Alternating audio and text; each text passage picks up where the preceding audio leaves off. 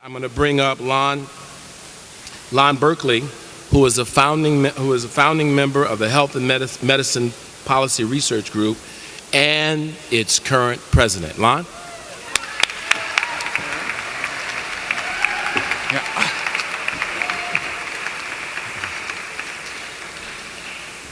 Good evening, everybody. Although I know I'm supposed to be brief, given the terrific program so far, and no doubt your preference to hear a little bit from Quentin before the night is over, I first just wanted to comment that sometimes the role of a board president can be difficult and challenging, particularly at Health and Medicine Policy Research Group. For example, the difficulty in trying to help Quentin clear his throat in less than 5 minutes when we have a short board meeting timetable, or to advise on the important decisions of what dessert to have today. I think we picked a pretty good one if you ask me.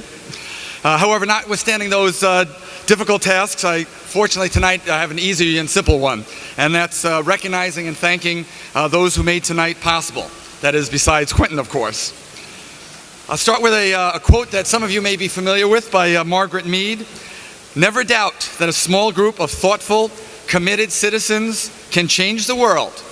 Indeed, it's the only thing that ever has."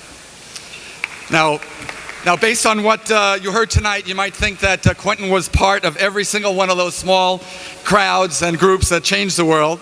But as he'll be the first one to tell you, there's a lot more to making this happen than just the fact that he turned 85. And first, as we make sure we acknowledge those people who helped make this possible, I wanted to first recognize those honorary co-chairs of this event. Henry Bayer, from the Executive Director of ASME, Council 31. U.S. Representative John Conyers, you've already heard him speak. Senator Dick Durbin was one of our other honorary co-chairs. Lisa Madigan, our Attorney General from Illinois. Our 16th U.S. Surgeon General, David Satcher. And the Executive Director of Alivio Medical Center, Carmen Velasquez. Those were our honorary co-chairs. And for those of you who haven't had a chance to look at the program, we had a host committee on page 2 that's much too numerous to identify, but we thank all of them, as well as those folks who helped underwrite this event. Those can be found on the purple sheet as part of the sponsors and underwriters for our Rebel Without a Pause event tonight. So we thank each one of you at the start. In addition, though, you're probably well aware that most of the work gets done by something called the Events Committee. Along with our Events Committee, we have had a tireless development officer.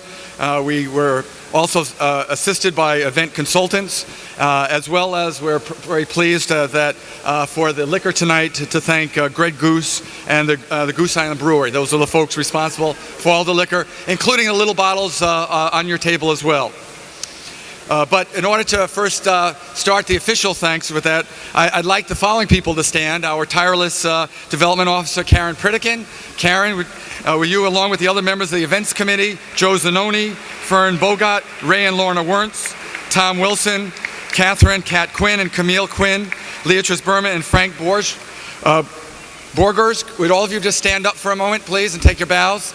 Give me a round of applause. They were also assisted by our event coordinator, Patrick Hanrahan from Joseph Lee Designs. He deserves a great round of applause as well. And for those of you who may not have had a chance but would like to purchase a copy of the beautiful a video that was done, Judy Hoffman as our producer. Those copies are going to be for sale, Rebel Without a Pause, right outside as you're leaving, just off to the left. So take advantage of that if you're not one of the folks who are part of the package deal for getting a free version of that. Then, of course, it would be important to acknowledge the person who has helped make this night so successful, our wonderful host and moderator. I'd like to thank Dr. Terry Mason, wherever you are, Terry.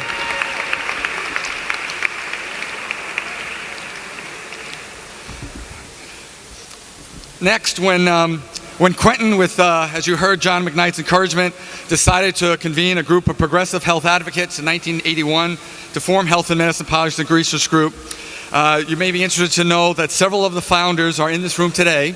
And so, along with myself, I'd like to recognize and ask the following people to stand up. Bobby Hall, Michael Gelder, Pat Terrell, and Sibylla Fritchie. If you would stand, I believe you're all here today, and stand and stay standing for a moment. Because over the last 28 years, there have been many others who have had volunteered their time to the Health and Medicine Policy Research Group Board, or who have worked at Health and Medicine, and I appreciate if the many of you who are here tonight would also stand and be honored. So would you all stand up who've either been on the board of Health and Medicine or have been a staff member of Health and Medicine? Please stand up.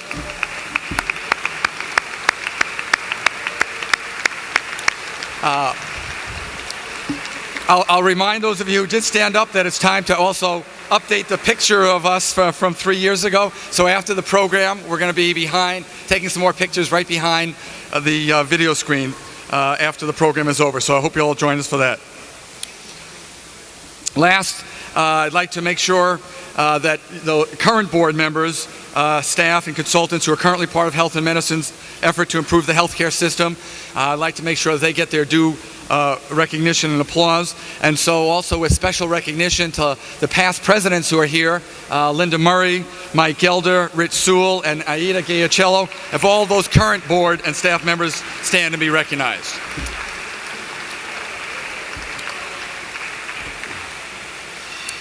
Finally, before my final introduction, I think it's fair to also recognize that each of you here today were all affected in one way or another by Quentin's, in some way been touched or influenced by Quentin's work, his spirit, or his inspiration. And so for those of you who feel that to let Quentin know what impact he has had on those who are here, if anybody feels they've in some way been inspired and touched, influenced, or affected by Quentin in some way, will all of you please stand up to show Quentin what an impact he's had on the world. Take a look around, Quentin. Take a good look around.